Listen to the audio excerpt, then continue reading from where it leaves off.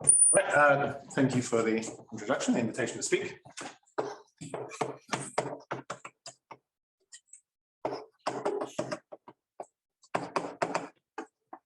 As mentioned, my talk today will be about restricted arithmetic quantum ergodicity. So we first do this in a very general setup, which is where you take a compact manifold M. You take delta to be. Hey, we were talking about line last night. Break your chalk. Break the chalk. So oh, where did you guys go? What's that? I've got the holder. That's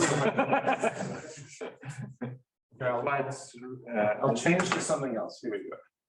Same thing. All right, so I take delta to be the Laplacian on the manifold. So I take as example M to be the n torus and Laplacian to be the sum of the second order partial derivatives. And I put a minus at the front because this is a negative Laplacian to make sure that my eigenvalues are non-negative. Okay, so this is a second order linear PDE. Is in fact essentially the unique second order linear PDE that commutes with all the isometries of the manifold of M. All right, so we have a manifold, common manifold, we have a Laplacian, and then you can use spectral theory to tell us something about the eigenvalues and the eigenfunctions. So you take a square root function that satisfies some scalar lambda phi such that Laplacian acting on this gives you back a scalar multiple of your original function. So here the eigenvalue is just some complex number. But in fact, if you use some spectral theory, then you know a bit more. You know that these eigenvalues are non-negative, they're discrete, and that they tend to infinity. And you also know that the eigenfunctions are an orthonormal basis of this Hilbert space. Okay, so this is very general. There's nothing even number theoretic so far. This is just purely some analysis. And so what I want to talk about is something involving order quantum. So here I want to talk about quantum chaos, which is where we ask for some certain properties of these manifolds and then ask how this affects these eigenvalues and eigenfunctions. So kind of the most general version of this is in a very vague conjecture of theory.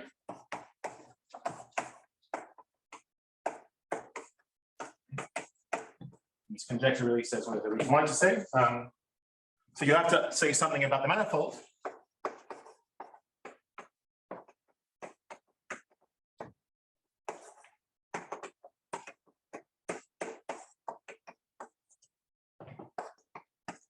So the statement of the manifold is that you look at the geodesic flow. This lives on, say, the cosphere bundle, the unit cotangent bundle of M. And if this is ergodic, so basically it spreads out randomly on this cotangent bundle, then this randomness, this canonicness of this classical dynamics, this ergodic geodesic flow, should be reflected in some way by the quantum dynamics, which is the behavior of these Laplacian eigenfunctions.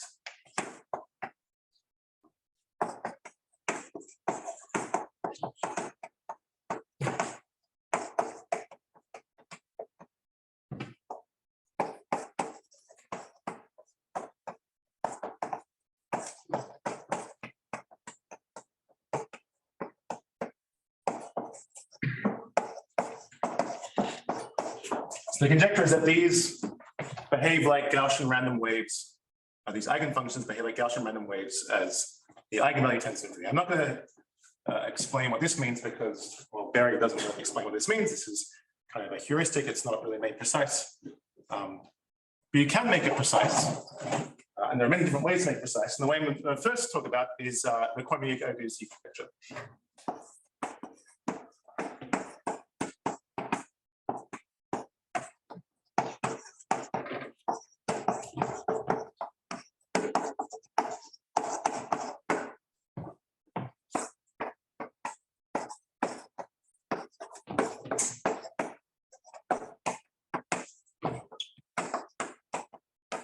So the assumption is that the manifold M has negative curvature.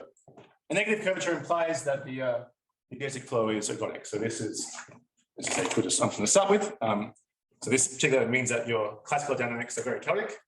And then we want to quantify this statement in some sort of precise way. And the way they quantify this is in terms of, essentially in terms of the way that the L2 mass of Laplacian eigenfunctions behave.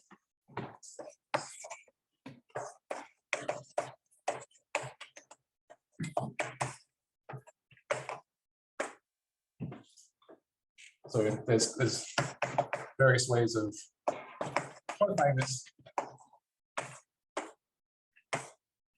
There's one way.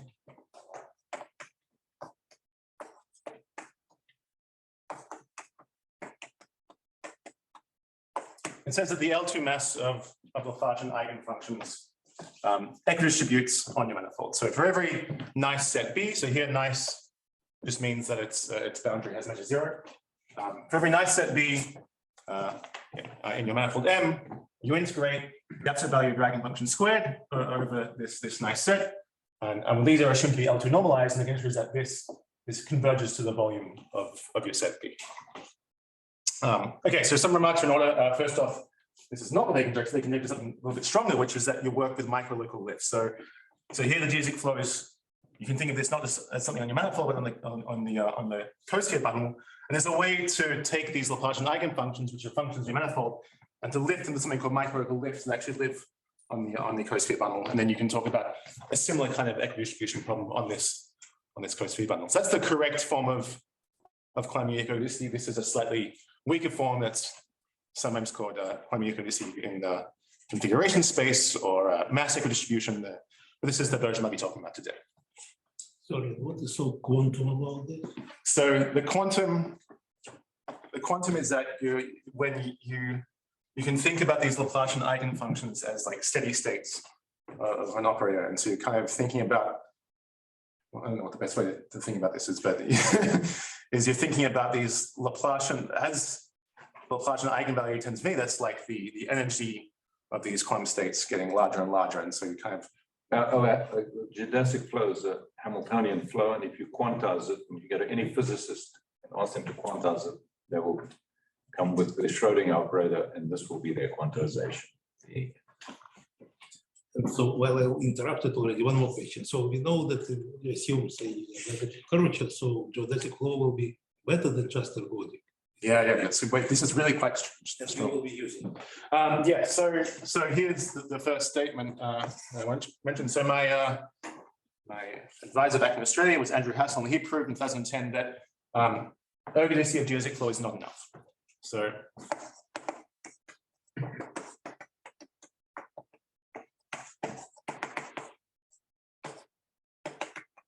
Yeah, we didn't conjecture anything false yet. Yeah. I'm saying if you try and modify this conjecture to be something that they didn't state, then that conjecture would be wrong. So thankfully they didn't do that. So everything's okay. So Yeah. yes. So this conjecture still stands the test of time. No one has disproven it. No one's proven it, but no one's disproven it. So we'll come. If your manifold, say, doesn't have negative curvature everywhere, but it still has a great geodesic flow, you can construct examples where this conjecture is false, or the modification is conjectured false. So you really do need something stronger than just a great geodesic flow. All right, so what's known? I won't write things down. What's known are several results. Perhaps most famously is there's work of Schnirelmann, who says, well, this is true for a full density subsequence of Laplacian eigenfunctions. What I mean by that is that there might be some bad eigenfunctions for which this does not converge to this, but if you excise that bad one, that bad subsequence, then this still holds. And the density of the set you have to remove has density 0. So almost every Laplacian eigenfunction behaves nicely. So this is a result of Schnirelmann from the 70s. He announced it, and then the actual proof didn't get translated into English, or didn't appear in the English literature or the Western literature. So in the meantime, Colin de Verdier and Zelic also produced proofs, but this was generally proved by Schnirelmann. So this you only need ergodicity. What was that? You only need. Yeah, for that you only need ergodicity. For that you do not need negative curvature. Yeah, so there's a full density subsequence for which you have this mass equidistribution even without negative curvature, just as long as the geodesic flow is ergodic, but there could exist a bad subsequence. What we call in ergodic theory weak mix. When you have not just ergodic, but cross itself still ergodic. Don't think that's what is behind Schneiderman?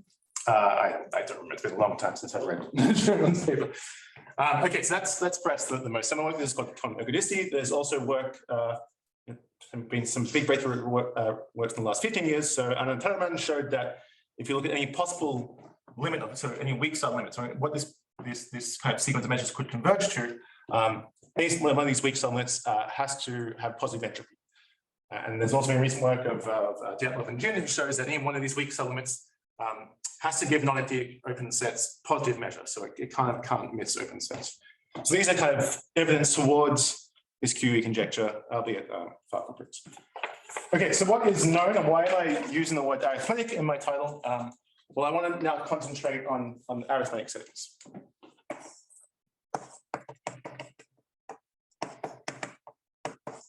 So for arithmetic QE, we don't just take any manifold, we take a manifold that has some additional arithmetic structure, and you hope that the eigenfunctions have some additional symmetries, and if you assume they have these symmetries, then hopefully you can exploit that and prove something strong.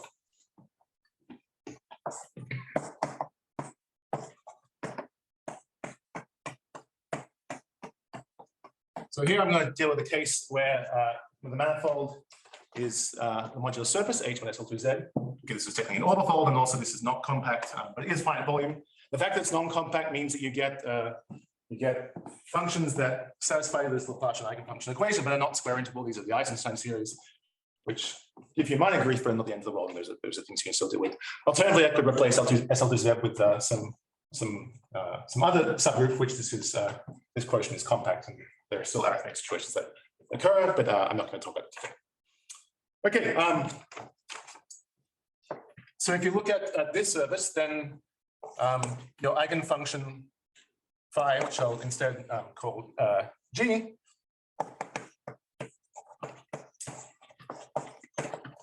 these eigenfunctions are a type of automorphic form or a mass form. So they satisfy this differential equation, so that the Laplacian is minus y squared, d squared dy dx squared, d squared y squared. So you have, this is your Laplacian, you have eigenfunction Laplacian, you have plane SL2Z invariant. These are mass forms, they're square interval. In fact, because they're square interval, actually have to be either the constant function or cusp forms. So these are the functions of interest. They have some additional symmetries that is not there in general manifolds. And I write the Laplacian eigenvalue lambda g. I'll call this a quarter plus tg squared, where I'll say tg is some constant number. It's the spectral parameter. Here I'm on here, so we know all the eigenvalues, at least of course this makes sense. And other things you might have exceptional eigenvalues, but we're just in the large eigenvalue limit, so this doesn't really come into play at all. All right, so we also have Eisenstein series.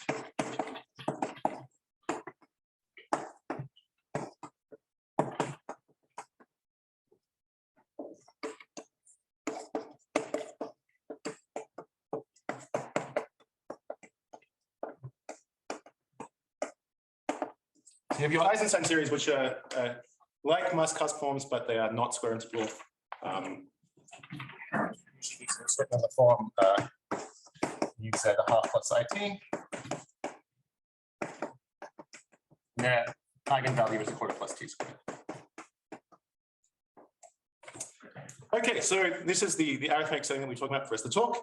And in this setting, much more is known. So the kind of breakthrough result was due to Lindenstrauss.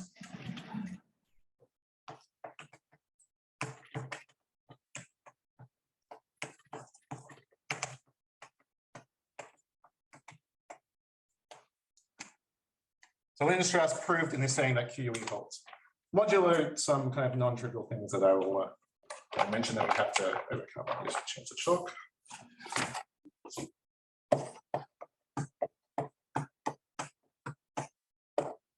So he proved this essentially.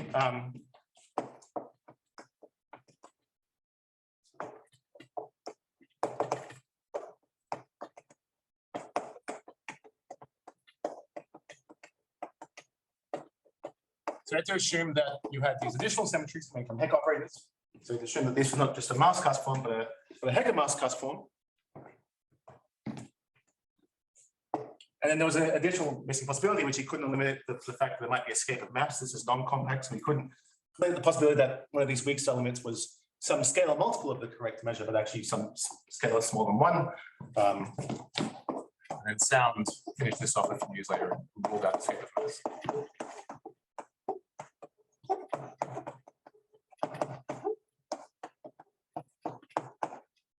Lindenstrauss's proof works on compact quotients, arithmetic compact quotients as well. In any case, you don't have to worry about escape of mass. But in both cases, you need to assume that you have these additional symmetries from the Hecke operators. I think they only need one Hecke operator, not all of them, but you do still need some arithmetic input. Okay, so this proof is quite remarkable.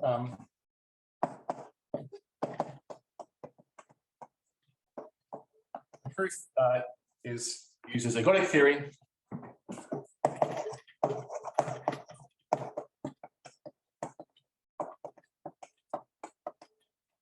It doesn't give a rate of equidistribution. So it just tells you that this converges to this, but doesn't tell you the rate at which this convergence occurs. Okay, so in certain situations you can do better. You can give a rate. So this was actually known earlier.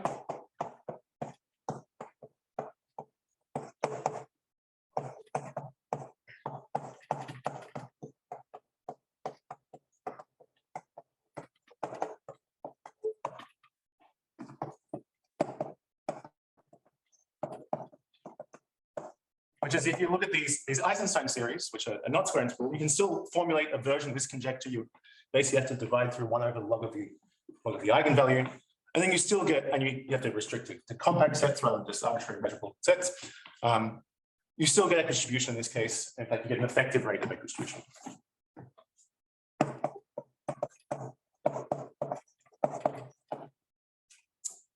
So this was known in the mid-90s, and the proof does not use ergodic theory. It uses kind of harmonic methods and the arithmetic, and then uses some L functions and reduces this problem to subconvexity. So I'll say more about that in a second.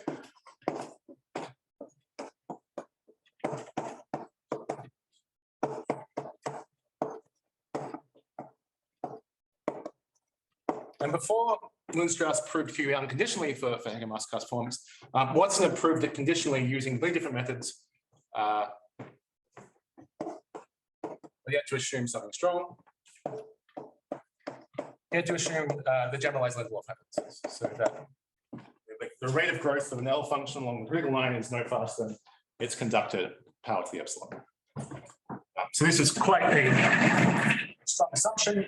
It's implied by the ring hypothesis, but it's not equivalent to the ring hypothesis, but it's applied to the ring hypothesis. So this was a very strong assumption, something that number theorists assume all the time, but it's still a very strong assumption that if you assume Lindelof, then you get QUE for Hecke-Maass cusp forms, and in fact, his proof gives an effective rate. So there's a theorem which I'll attribute to Matt Young, although he doesn't write this down explicitly in his paper.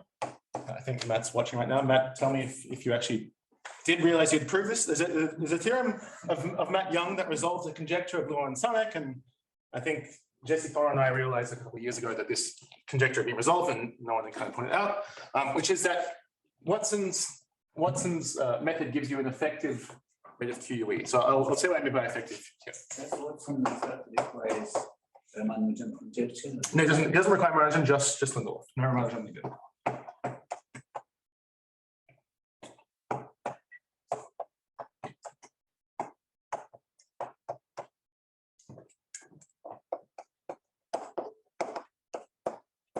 So what Matt Young's work does is, if you assume Lindelof and you look at Hecke-Maass cusp forms, you get an effective rate of equidistribution in the form of explicit bounds for the discrepancy. So what I mean by this is, you look at all balls contained inside the modular surface. Okay, I'll write gamma SL2Z, and then you kind of integrate over your ball.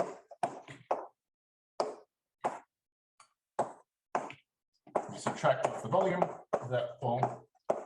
All right, so QUE tells you this converges to this, and you would like a rate of distribution that's kind of uniform over every ball that you're integrating over. And this you can get with a rate of basically spectral parameters to -1/2.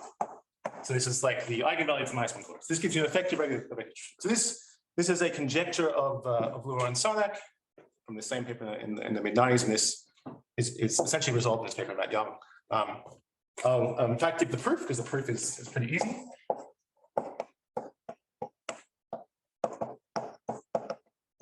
So the idea is to basically use Pascal's identity and then use something called the Watson-Chino triple product formula.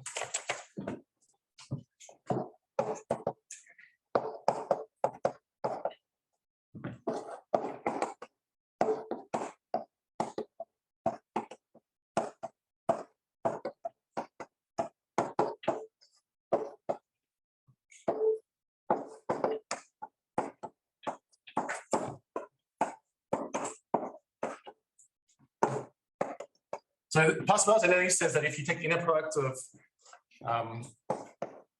two functions f1 and f2 in L2 of h1 gamma, the inner product of these two functions, so the product of these two integrated over a modular surface with respect to the usual R measure. Well, you can write this in terms of basically the spectral opposition. You have the constant function here, you do this term here, and then you have the sum over Hecke-Maass cusp forms f, and you also have this Eisenstein term that on the right. And then what we do is, well, here we're just integrating absolute value of g squared against the indicator function of this ball.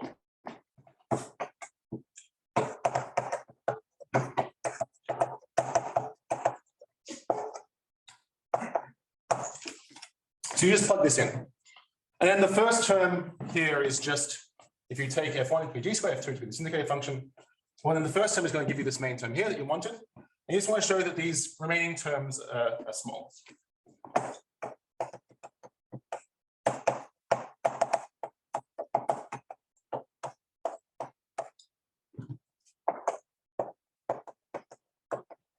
Right, so what do you do for the second term? Well, there's two things. You have the integral of a Hecke-Maass form against the indicator function of a ball, and you have the integral of a Hecke-Maass cusp form f against the product g squared. So let's look at this one first. Now it turns out you can show that this is pretty well understood using something called the Solberg-Parashana transform, the local Weyl law. You can bound this quite well. It's bounded by r squared if the spectral parameter is less than 1 over r, and r to the half over the spectral parameter 3 halves. The spectral parameter is large. Okay, this is not quite true. This is only true on average. But if you kind of break this up into Dirac intervals, then you can prove that this bound is true on average, and that's what you need. So what we're doing here is we have our main term, we have an error term, we take absolute values of everything in the error term, we basically estimate them pointwise and we sum over everything. So we still have to look at the triple product. And what's in triple product? Well, it tells us what this triple product is. It's look at the integral of f against g squared. Okay, take its absolute value squared. This is the easy way to write it. And you get some L functions.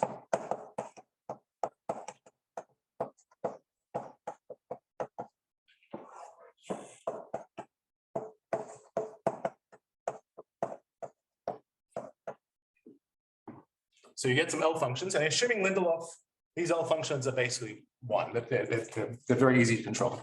We don't have Lindelof. These are the very hard thing that we do not have good ways of estimating. But if you assume Lindelof, then these are controlled.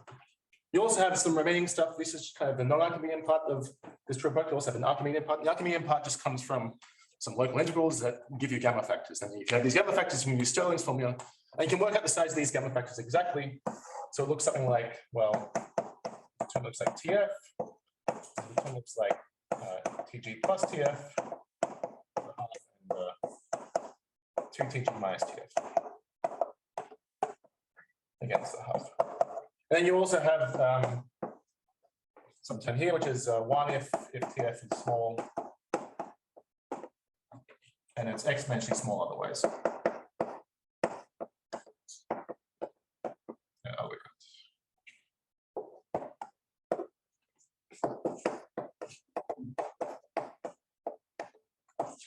And now all you do is you plug in this bound for these terms here, you plug in this bound, you take the square root of this and put it in here.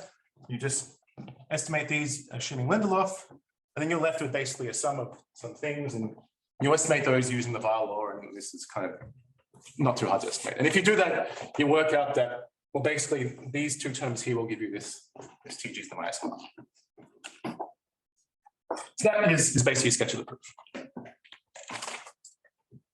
All right, so this tells you if you assume Lindelof, then you can resolve this QUE conjecture in quite a strong way with an effective rate of decay.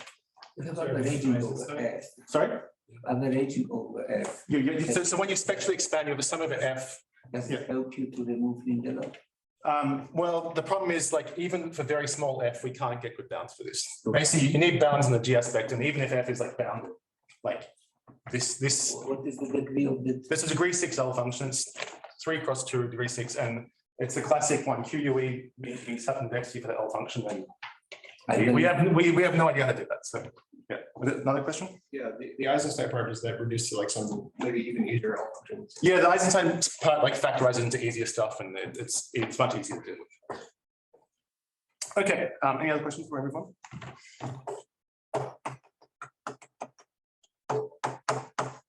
All right, so for the rest of the talk, I want to talk about a variant of this problem where you basically make the problem harder.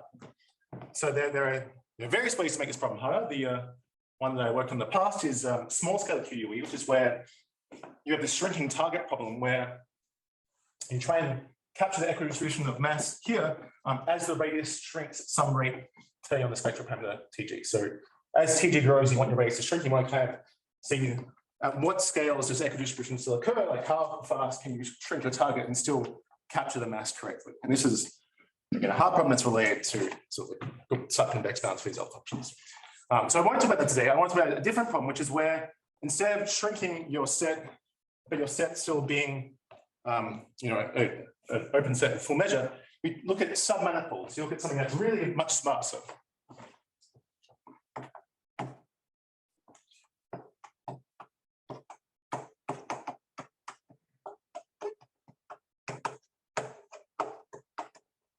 So instead of trying to get, instead of looking at the L2 restriction of your eigenfunction, just your manifold, you restrict further down to some submanifold. So I like a bit of a case where sigma is a hypersurface. And in fact, where M is a surface, so this is just a curve. So this problem, it can be formulated the following way.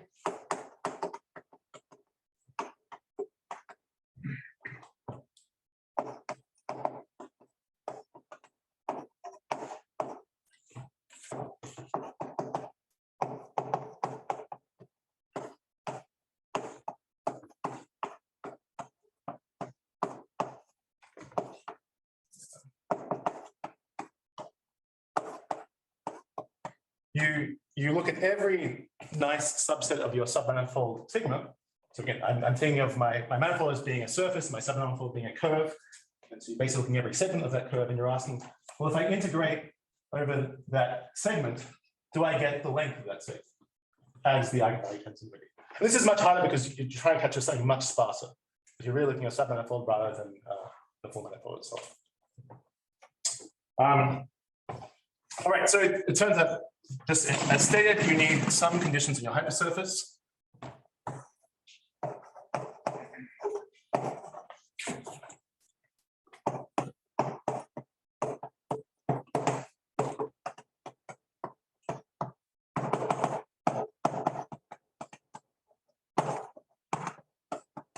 So you can't just take any hypersurface. You need to make sure that your hypersurface doesn't have some reflection symmetry with respect to geodesic flow.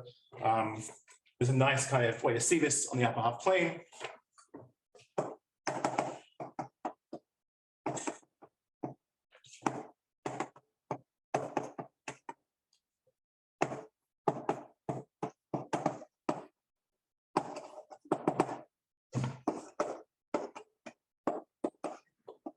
If you just look at the upper plane, you try and take the geodesic from 0 to I infinity.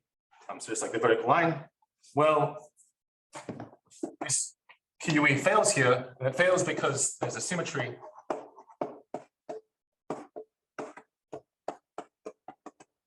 In terms of the odd mass forms just vanish along this geodesic. So not only do you not have equidistry of mass, but this interval will always be 0 for these odd mass forms. And odd mass forms have 50% of the mass forms, so 50% of the time this is going to be 0. So you need some condition on your. All right, so what's known in this setting? Well, this is kind of a more recent problem that's been investigated. So if you kind of want to look at this just for arbitrary manifolds M, for comic manifolds M, and there is some work, but it's in the same flavor as what we saw previously in this work of Sherman. There's recent work of Toth and Zeldin, and then very quickly after, I think basically simultaneously, Dyatlov and Zworsky, who proved that if you have one of these hypersurfaces that does not have a reflection symmetry, then again, if you excise a bad subsequence of eigenfunctions, then apart from those bad eigenfunctions, you do get this equidistribution result. And they prove a stronger version where it's true on the co-sphere bundle once you appropriately phrase this. So I'll just say there's a theorem of Toth and Zeldin, and again also due to Dyatlov and Zworsky, which is restricted quantum ergodicity rules. Okay, so that's what's known just in general. But if you try and get the full sequence, then this is much more hopeless than the QE conjecture, which, as I said, in this generality is still a conjecture. What's the first name of Toth? John Toth McGill. Not that bad. Yeah. There are more than 3 people. Yeah, it's a common Hungarian name. I think he does not have the accent there. So. Okay, so that's what's known just for arbitrary manifolds. And again, I'm interested in the arithmetic setting. And here you can say a little bit more. So I call this restricted arithmetic quantum unique ergodicity.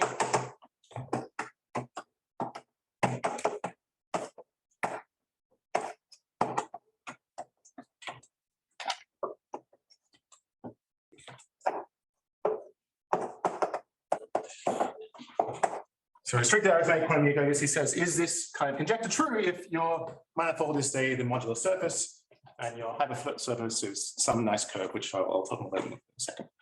Okay, so here again, not much is known, but there has been a little bit of work by Henrik's former PhD student Matt Young.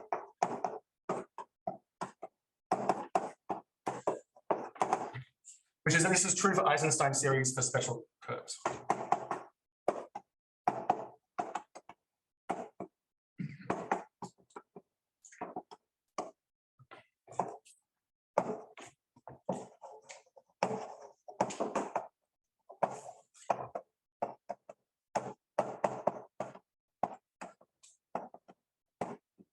So if you take an Eisenstein series and you look at this kind of, take the absolute squared and you restrict this to some vertical geodesic from some point on the real line up to I infinity, and then you have to take your test function to be some completely supported function on that geodesic. And he shows that, in fact, you do get this restricted arithmetic quantum unique ergodicity unconditional. There is a caveat, which is there are some extra symmetries, like it's false general. So there are some extra symmetries, which means that the main term can be slightly larger than what you expect, but for reasons that we understood, that there's kind of some extra arithmetic symmetries that occur. Okay, so that is what's known. There's also some work of Yuki Hu.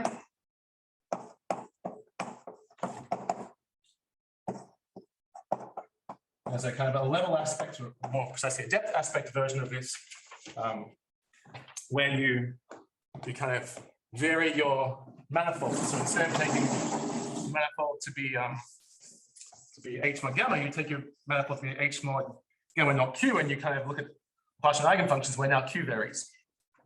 And so there's some work of UKQ that more or less solves it in this setting for certain geodesics. So now I'll come after 35 minutes to my actual theorem, which is work in progress and hopefully will be done this year. Unfortunately, we have to assume something. This assumption is not too surprising.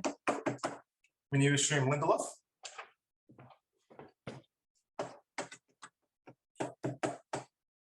and we fix a closed geodesic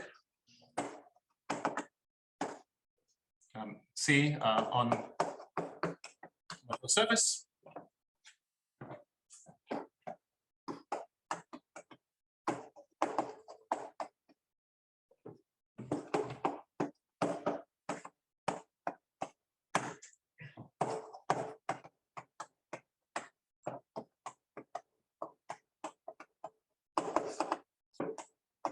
And the claim is that if you assume Lindelof and you fix some closed geodesic, so you take sigma to be a closed geodesic, then restricted arithmetic claim Ergodicity holds, and it holds effectively with an effective rate of distribution.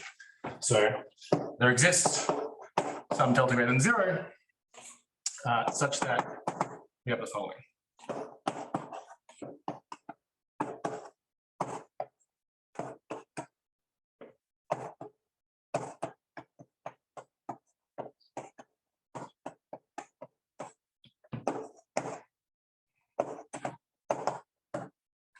So you take any interval in your closed geodesic, so some geodesic segment, you restrict the square of your mass form to that interval, and you integrate with respect to the natural length measure. You subtract off the length of the interval, and restricted QE tells you that this goes to 0.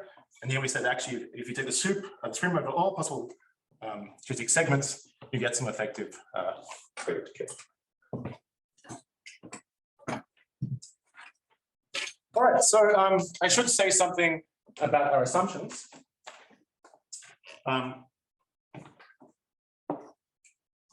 We probably expect that, like,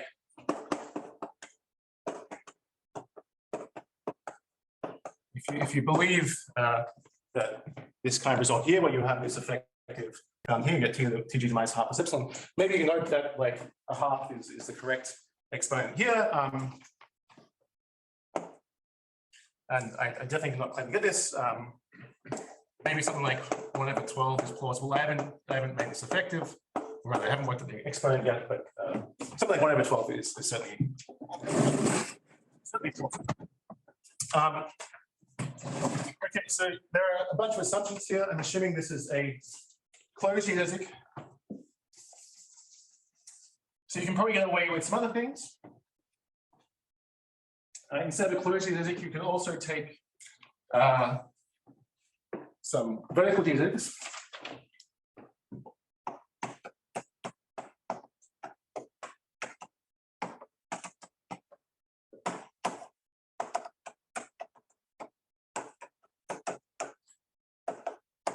If you start at some rational number and you go to the cusp at infinity. So it needs to be rational. It wouldn't work.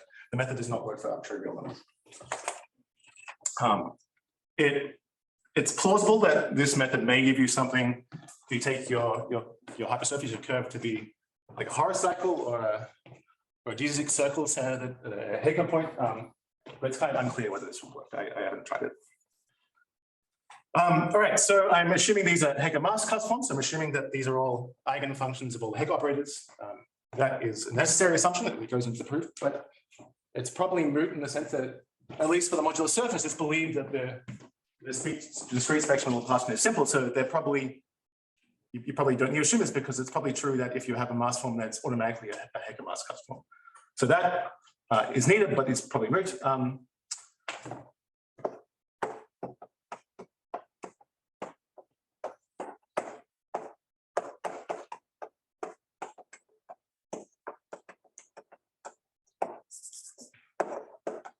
I can replace gamma with some other congruent subgroup, and this method will work.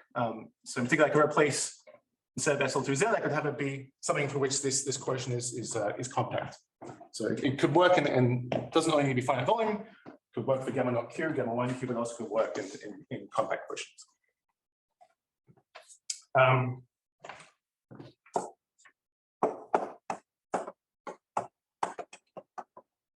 Apologies to some members of the audience, but there's no ergodic theory used. This is purely a proof using basically harmonic analysis and then number theory in the form of some automorphic forms.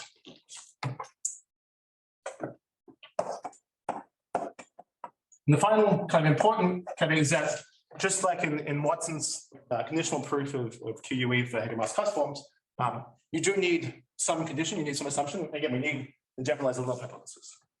And the reason why we need this is we need to bound certain things. So we need to.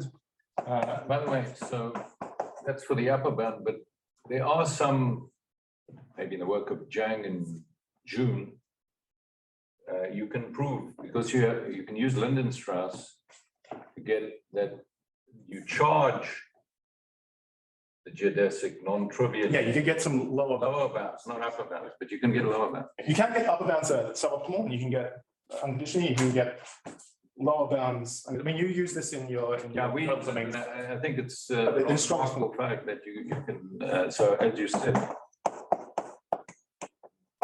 get lower bounds, it's the upper bound, unconditional, on some geodesics.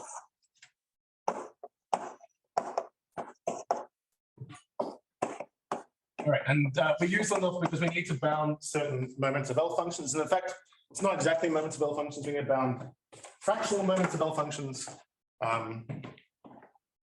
You might ask, well, we're often pretty good at bounding moments of L functions unconditionally. Can we do it in this case? And I don't think this is doable at all unconditionally. I mean, it's harder than QE in terms of the kind of subconvex bounds you need. So the bounds you would get would imply subconvexity for various L functions, but not yet known. So this kind of thing is probably too hard to prove unconditionally using this method. And I would expect that even kind of trying to combine ergodic theoretic techniques, it would still be kind of out of reach unconditionally. What are the moments that you need? So you'll see in a little bit, but it's fractional moments of certain L functions. So that's well safe now, but we'll see in the next few minutes.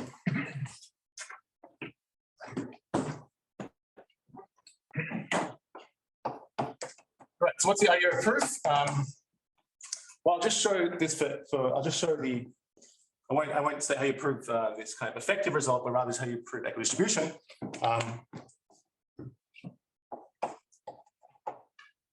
Well, use the fact that C, these closed geodesics, well, they're topologically they're a torus, so it's just a circle.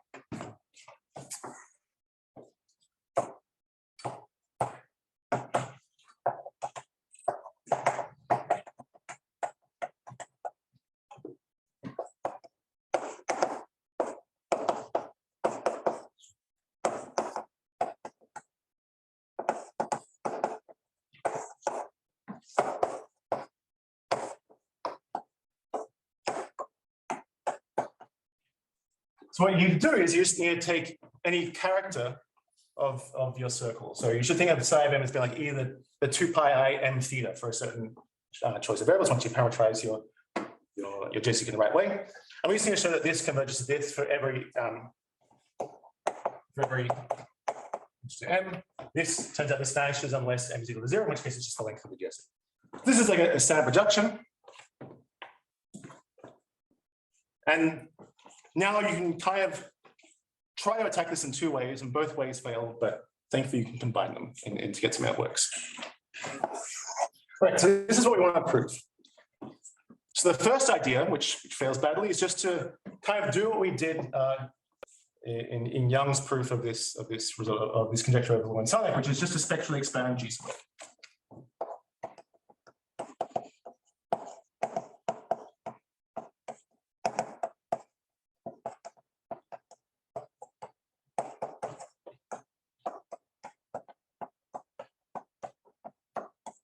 All right, so when I spectrally expand this, we get that this is equal to, this thing we want is equal to, well, it's equal to the main term that we want. This comes kind of from the constant function plus the sum over f of g squared f times the integral of f against this. And there's also some Eisenstein series. All right, so now you might try and do what we did last time, which is, well, this is the design main term. These things must be the error terms. So let's just take absolute values of everything and bound everything pointwise, and hopefully that does something.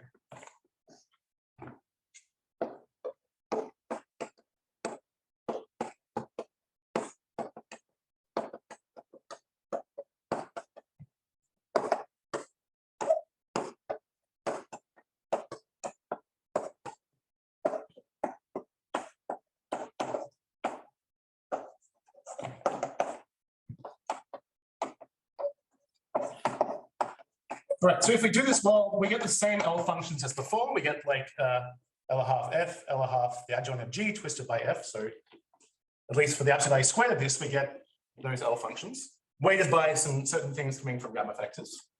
And we also have this thing here. And for this thing here, you have the integral of your Hecke-Maass cusp form F in your orthonormal basis times this character psi m integrated over the geodesic. And here, instead of the Watson-Chiro formula, we use Vos-Roset's formula.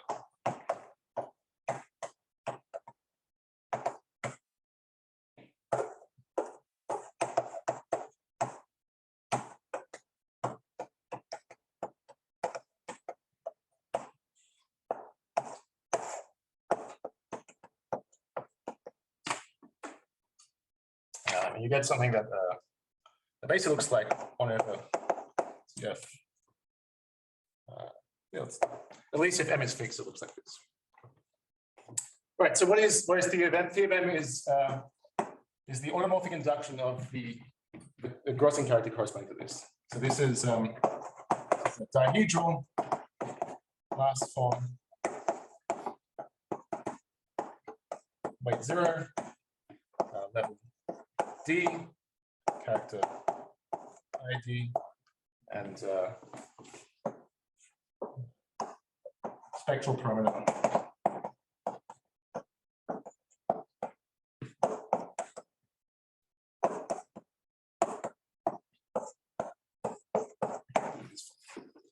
All right, so what's D here? D is such that, well, when you have a closed geodesic in the upper half plane or on the modular surface, then there's a bijective correspondence between closed geodesics and narrow ideal classes of quadratic fields or real quadratic fields. Okay, maybe you need your geodesic to be fundamental, but we're assuming this is the case. And at least if this quadratic field has narrow class number 1, well then this is exactly true. If it doesn't have class number 1, you have to do some kind of character orthogonality, but it doesn't change things in a significant way. So the point is that when you have closed geodesics, you have this period formula here. This is not true for like non-closed geodesics. There's something nice that happens if you have like a vertical geodesic from a rational point to infinity. That means you also have L values, but in general, this is why I'm working with closed geodesics, because there's a relationship with L functions. So if you just insert this and you insert the L functions wrote earlier for this, and you take absolute values and you estimate everything, you might hope that this term here gives you a nice error term, but unfortunately it doesn't.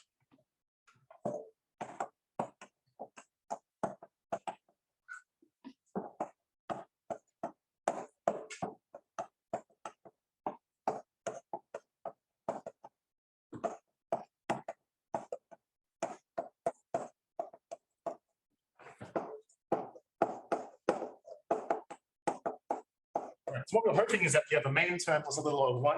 And in fact, you have a main term plus something that grows like something like a square root size. So not only do you not get something good enough, you're really losing quite badly.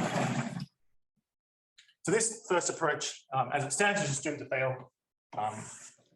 And this kind of thing was pointed out in a paper of Matt Young's from a few years ago, that if you just try this approach, you end up with a spectral sum that's just too long and you really can't control anything, you lose badly. Okay, so this is the first approach, spectrally expanding G squared, and you lose badly. So the second approach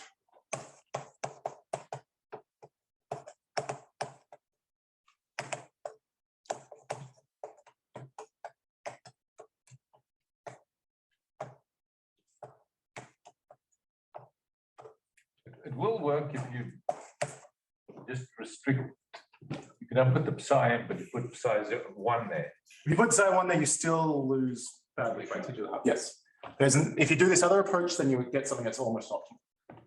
But like this first approach is terrible even for the L2 restriction. If you want just L2 restriction. If you do the L2 restriction, you're trying to do it this way, that's a losing strategy. This way is the winning, well, almost winning strategy. And that's the way you guys use in your paper, the known domains paper.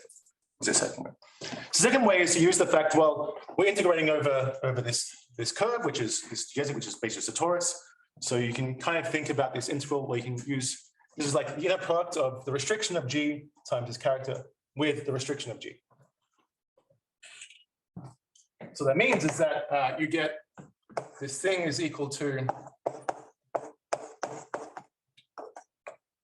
well, it's basically, this is basically partial identity for the Fourier series, because topology this is a circle, so this is just Fourier series, and you get G times psi m times psi n and then G times psi n, and this one is all conjugated. So this is what you guys are doing. You're doing it, it's in the T aspect, it's a continuous version along here. Okay, and now you can do the same thing, and that will actually psi m times psi n, these are characters, and this just going to be the same thing as psi m plus n. And then we know that these are related to L functions in a certain way. So we know that the absolute value squared of these is related to these L functions.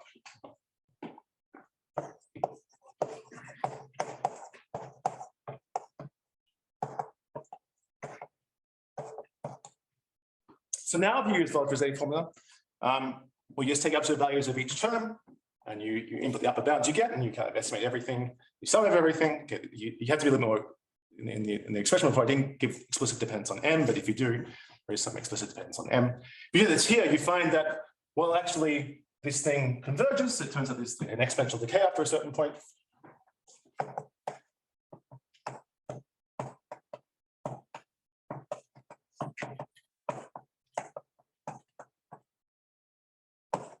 Anything in the TG say, maybe I'll say. I think that if you're going to use harmonics, you should use the harmonics of the curve. So you should use In other case, you're expanding over the F's. Yeah, so you should use the smaller submanifold, sure. Okay, so you use the Localization formula, you find that like basically only some of these ends actually contribute. And if you estimate everything this way, you get something much better than last time, but you still lose. So now if you assume Lindelof and you kind of use these formulas, you plug in the L functions, you bound the L functions, just pointwise, you sum over everything, get the gamma factors, you get no main term, you just get this error term of size T to the epsilon. So this is better than before in that you have a much smaller error term, but it's worse than you don't even see where the main term is coming from.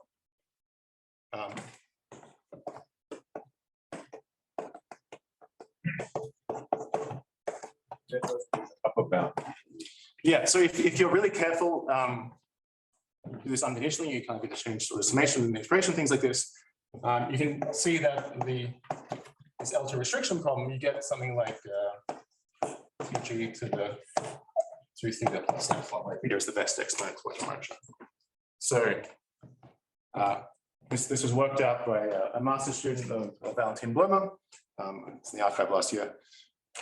So if you're careful, you can even do something unconditional that gives you almost, like at least if you assume Ramanujan, it gives you essentially optimal upper bounds for this L2 restriction. But if you assume Lindelof, you can get these just off the bat, but it doesn't give you the correct answer. Okay, so intrinsically what we're doing here is we're restricting in two different ways.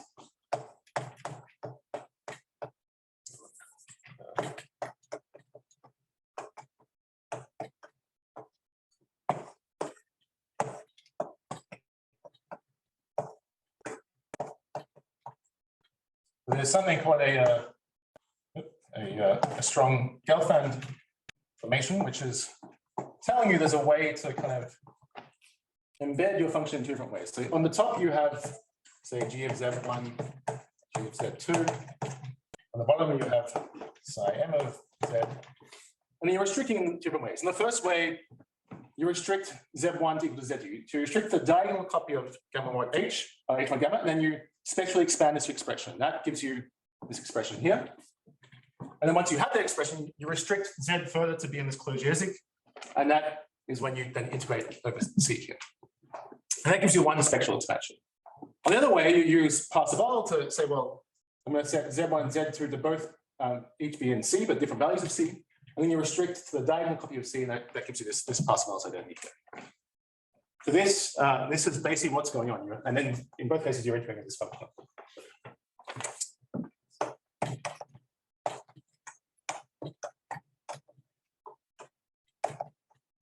And in both cases, when you restrict from one thing to one thing, you get L functions.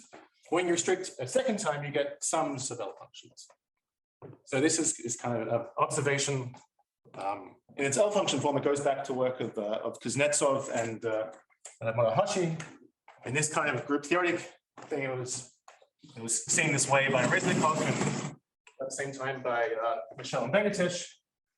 It's been used in many situations to prove asymptotics for moments of L functions and used to reduce subconvexity for individual L functions.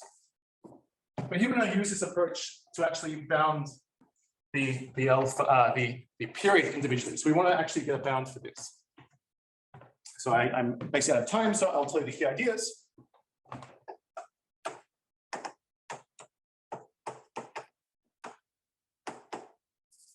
So the idea is to use both approaches. And the second approach tells you that you're almost right, but you can't pick up the main term.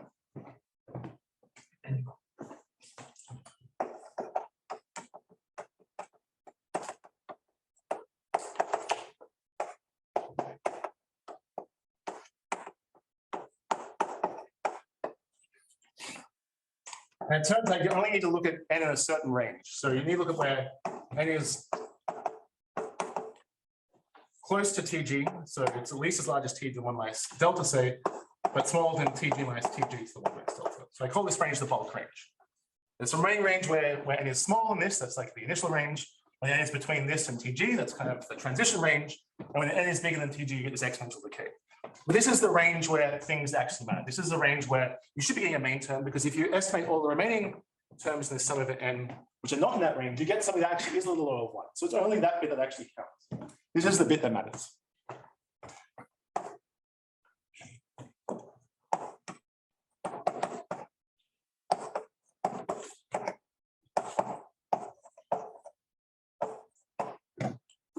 So the next step is to, instead of considering the absolute value of g squared, you replace that with g tilde absolute value.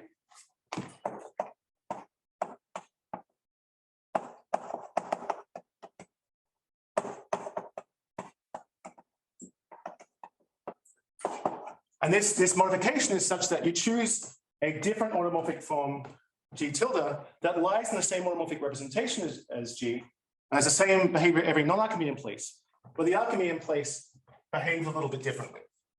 So you modify this vector such that when you try and spectrally expand this in the same way by the second approach, basically you localize the sum of n where everything matters, and the remaining range, you're actually really, really tiny. You're exponentially small. So if you just take g squared, you get something that's polynomially small in the ranges that don't matter, and those sum to something that's quite small. But if you modify g to be g tilde and get the exponentially small out of this range, well then the difference between the integral over g squared and the integral over g tilde is trivial. So if you do this,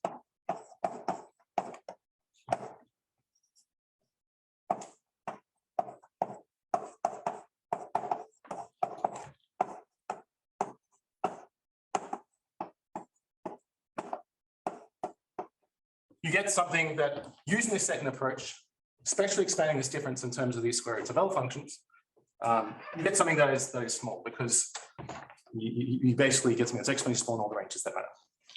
If M in that range, or Yeah, well, M is fixed. M is like just a fixed thing. The N is the guy that's you're summing over, and then basically you localize g tilde such that that sum only involves n in the range that matters, and so the difference you kind of subtract off that range, and everything else is small. Right, so that's it. And then the final step is to use the first approach with this modified test vector.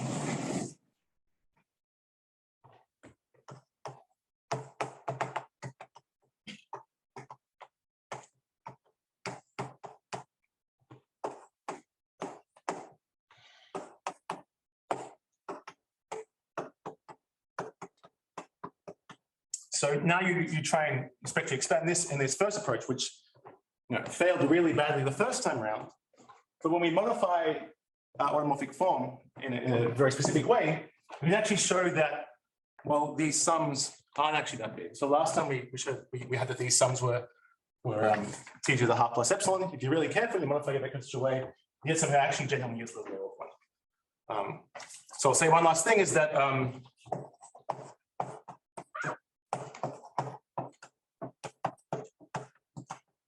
that this Maass form that I'm modifying, it's really like a micro lift.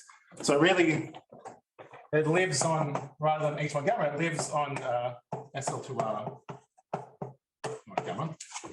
It's not invariant, right invariant in the SO2. Mass forms are right invariant in the SO2, but this modified guy behaves really differently in Archimedean place in such a way that it affects both of these spectral expansions. All right, I guess I'll stop there.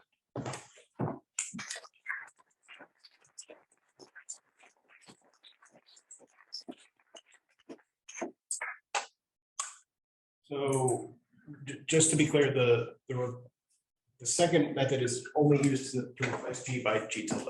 Yeah, so once you've replaced, yeah, so the second method is to say that if I replace G by G tilde, this is a good approximation. Okay, great. And then what part of this first approach stops going wrong? Basically, when you try and do this first approach, you take extra values of everything. Well, the individual terms aren't so large in their own, but it turns out this sum over F goes over all spectral parameters all the way up to 2Tg. And if you modify it, you can do a much shorter sum. So like the sides of the things are still the same size, but you have a shorter sum, and you can kind of carefully modify G tilde very, very carefully to show that this sum is sufficiently short. It's not like trivially short, but it's sufficiently short that like these summands don't add up to something that's big enough. If you just want restriction to a submanifold on which you'll have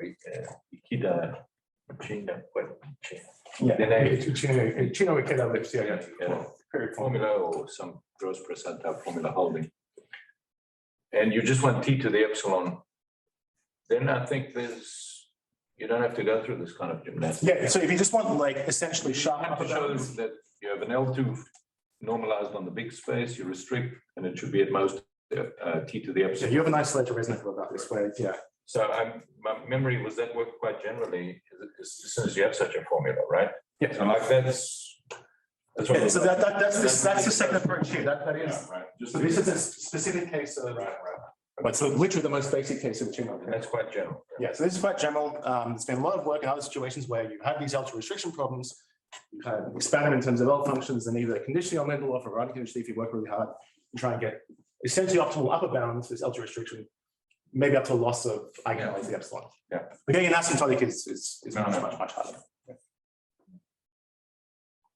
Interesting. Could you imagine doing this for anything higher rank? So kind of one of the key things here is that you have this kind of strong Gelfand formation, and there are some variants of this. So What is the exact definition of strong delta? it means The lowest word. formation.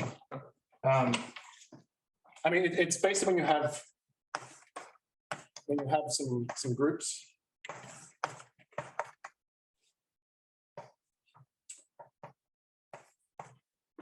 And each kind of pair indicated by arrows is a strong Gelfand pair The usual. in the usual sense. So you take a representation of the big guy, take a small guy, and multiplicity at most one. So you can kind of do this here in terms of like GL2 plus GL2, and this is GL2, and this is restriction of scalars. Okay. Yeah, and so then I'm wondering, are there? So yeah, so you need one of these diagrams. So it turns out that in this particular case, this is like GL2 plus GL2. There's a similar version where you have 4 copies of GL2, and you have 2 copies of GL2 here, 2 different copies of GL2 here, and GL2 down here. And this, in terms of base, is the L4 norm problem. And there you can kind of, okay, that's when you just take psi m to be 1. Now for the L4 norm problem, it's known you can kind of follow this method and get asymptotics for the L4 norm, assuming Lindenstrauss gives the correct answer of 3 plus the low point. So this is a modified version of that. The difference is, and I did mention this in the talk, is that for the L4 norm problem, you get everything explicitly in terms of L functions, not square roots of L functions. So you can use more tools like Kuznetsov and things like this. Here, you have to work theoretically. It's a much more idyllic proof. Yes, sorry. Can this be made effective on discriminant? On the discriminant, I mean, yeah. So it does just. It depends on the geodesic in a way that you can make explicit. Of course, if like you're trying to do a varying problem, it kind of reduces to like Duke's theorem on the equidistribution of closed geodesics on the upper half plane. So, you know, you can at all points write down how this depends on discriminant D, and it you know it's not particularly bad. It works out. Yeah, you can definitely. So just how hopeless is the moment set of L functions that this reduces to? So basically, you get 3 different moments of L functions on on this side, you get like the square root of L1/2 G twisted by this T series, and then you get another square root of it, the same thing. So at least if like M is 0, this is actually just the L value squared. And it's weighted by basically some gamma functions. And okay, you can try and like Cauchy-Schwarz and estimate this on whatever tools you have and try and write approximate functional equations to change all the summation, all the tricks you have. And if you do that to your best ability, you get this bound here. So this is what Blomer's master student did. She can show that you get this bound by using that approach. And if you do the other way, you get something even much worse. The other L functions, it's like a square root of the sum of f of square root of L1/2 f, L1/2 at G twisted by f, and then L1/2 twisted by this theorem. So in this case, you get a square root of a degree 4L function times a degree 4L function. So this whole thing is like a degree 4L function. And here you get something that's like a square root of degree 2 times degree 6 times degree 4. So this whole thing is like a degree 6L function. So these aren't like the worst kind of degrees in the world to work with, but you actually need some kind of really hybrid bounds that are just kind of impenetrable unconditional. How do you choose the sign? So at some point you're saying absolute values. So the way initially you don't choose the sign, you just write in terms of an integral of your automorphic form over the geodesic, and the absolute value squared of that gives the L function. And if you're kind of careful, like your very last step is to take absolute values. So at some point you do lose cancellation that way. And that's why the delta I get in my method will not be optimal, because I'm taking absolute values up.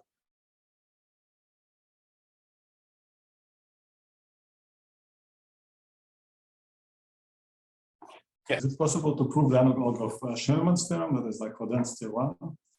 So yeah, this I think I mentioned this in passing. For like arbitrary hypersurfaces and an arbitrary compact manifold, like Dyatlov and Zworsky and Toth and Zeldich have proved something like this. And they proved something stronger. They do like the microlocal lift version. They do the correct version of QE.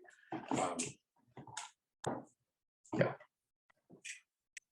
That's the method works for holomorphic forms. So you can set below these things for the homomorphic forms, but then at some point, like when you try and vary the test vector, you don't win. So like I don't see how to win doing this using holomorphic modular forms. Like there's a trick here, a localization trick to a certain regime, and I tried to have homomorphic modular forms, it just doesn't work. So I think it's an interesting question. You don't win, but you lose.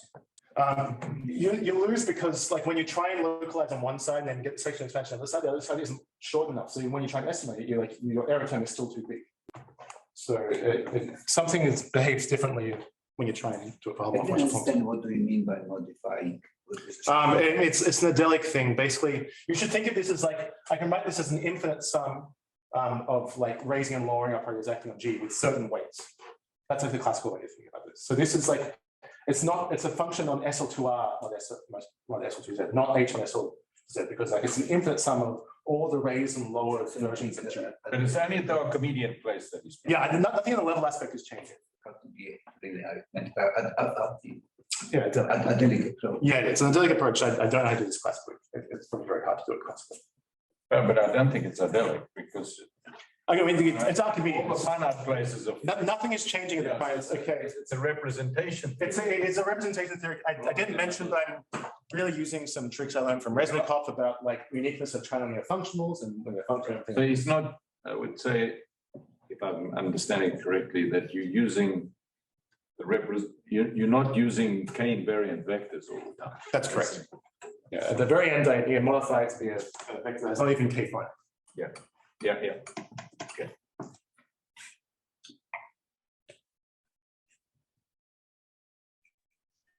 No more questions? That's a question. Yes, Matt. Hi. Oh, okay. I had a comment that so regarding the holomorphic forms and the weight aspect, we don't even have the k to the epsilon upper bound for these geodesic restricted integrals. I think we do want to limit there, right? Well, maybe assuming Lindelof.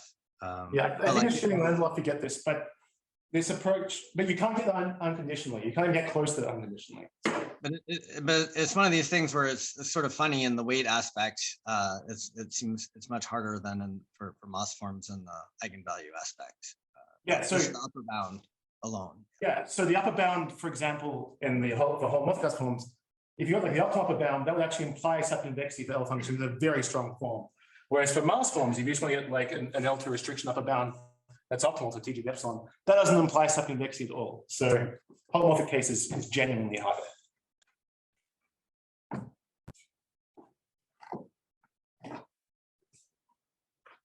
Any more from Zoom?